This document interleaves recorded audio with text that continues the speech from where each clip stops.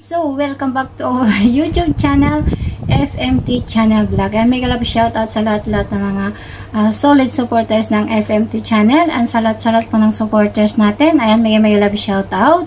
Ayan, thanks so much sa mga supporters na laging nagsusubaybay sa atin. Kung hindi pa kayo nakasubscribe sa aking channel, FMT Channel Vlog. Ayan. So, ayan, ang part 2 natin si Sangkay. Nung Narapi Tulfo, guys. Ayan. So, part 3. Ayan. So, tingnan natin, guys, ang kanyang part 3. Si Sangkay Loads na Narapi Tulfo. Ayan. So, dahil doon sa cancer patient na hinuthutan niya, guys. Ayan. So, ito ang ating topic natin ngayon. Hinuthutan ng Becky. Ayan, si Sangkay Loads. Matagal na po yun, attorney. Matagal na-vlog ko po siya, mga month of July, August yata. July.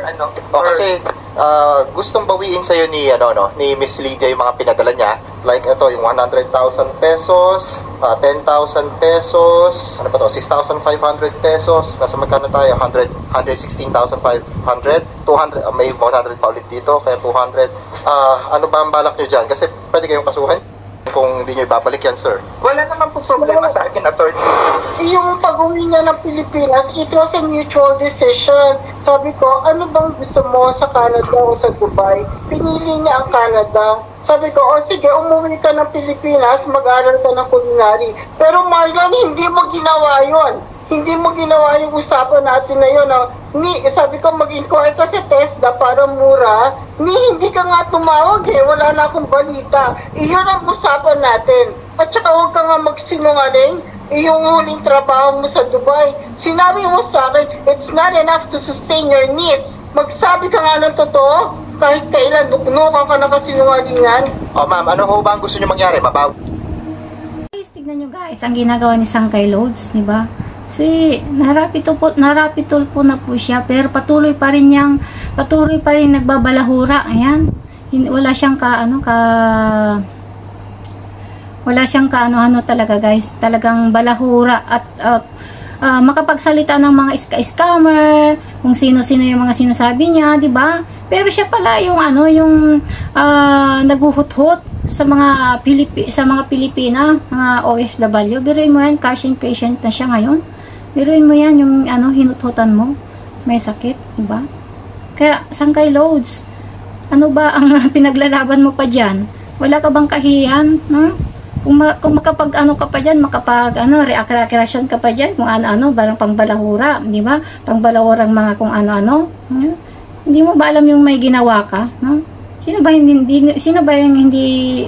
yung kakahiya? Di ba ikaw? Sangkay Loads, Becky. Di ba? Tignan natin pa yung mga ibang reaction sa Narapi Tulfo sa kanya. Bawi ito mga pinadala nyo. Tama ho ba ako? Gusto ko mabawi bayaran niya. Kung hindi niya maibabalik sa akin, I want him in jail. Marlon, it's emotional abuse. Okay. Hindi lang pera to. Apo, ma'am. Panloloko to. Apo, ma'am. Pagkatao mo lang, niloko mo na ako. Sinabi mo na bisexual ka. Hindi ka bisexual. Bakla ka, Marlon. Bakla ka. Pero ma'am, sa relasyon nyo ho for 2 years, hindi nyo ho ba naramdaman iyon? Sir, alam niyo po, sinabi niya sa akin bisexual siya. Tinanggap ko siya, minahal ko siya. Mas minahal ko pa siya sa asawa ko, hoping na magbabago siya kung bisexual siya. Pero hindi, in every way, bakla ka, Marlon. Baklang-bakla ka. Okay. Ma'am, may listahan po ba kayo na magkano na padala nyo lahat-lahat? Yung mga original receipts po, nandito sa akin. Pero 3 na lang po ang naitago ko, yung 100,000.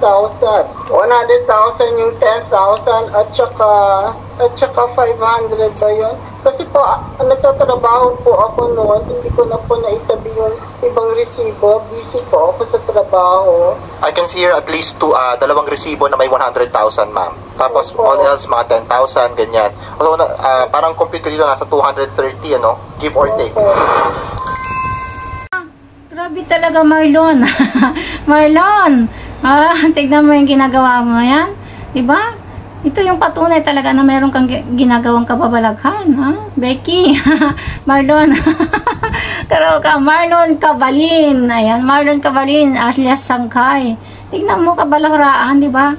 Hindi ka ba natigil magbalahura? Oh, may mga ginawa kong hindi ka nais-nais, di ba? Isa kang nanghut-hut, isa kang bakla, isa kang manloloko, huh? Manloloko sa mga ibang sa mga OFW, na kawawa naman si ate, niloko mo siya, 'di ba? Tignan mo yung naapektaran talaga yung niya, sarili niya, nasa panloloko mo. Ha? Hindi ba hindi ka ba dito sa ginawa mo? Ngayon napatuloy ka pa rin siguro ng loloko, no? Nanloloko sa mga OFW. Oh, siguro nahingi-hingi ka din, 'di ba?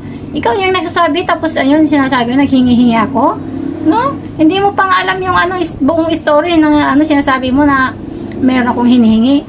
Ikaw yung nanghihingi. Sa mata nakikita natin sa kay Rapi Tulfo mismo ha, sa live. Ay in the live, 'di ba? Rapi Tulfo in action. Ikaw yung nanghihingi. Kaya huwag kang mabintang ha. Huwag kang magherse-herse diyan.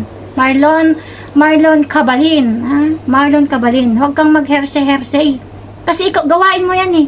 'Di ba? Ikaw, Marlon, nag-herse-herse ka, tapos mabintang ka sa akin na nanghingi. Ikaw pala yung tunay na nanghingi sa mga OFW. Maawa ka naman sa mga OFW, Marlon Cabalin.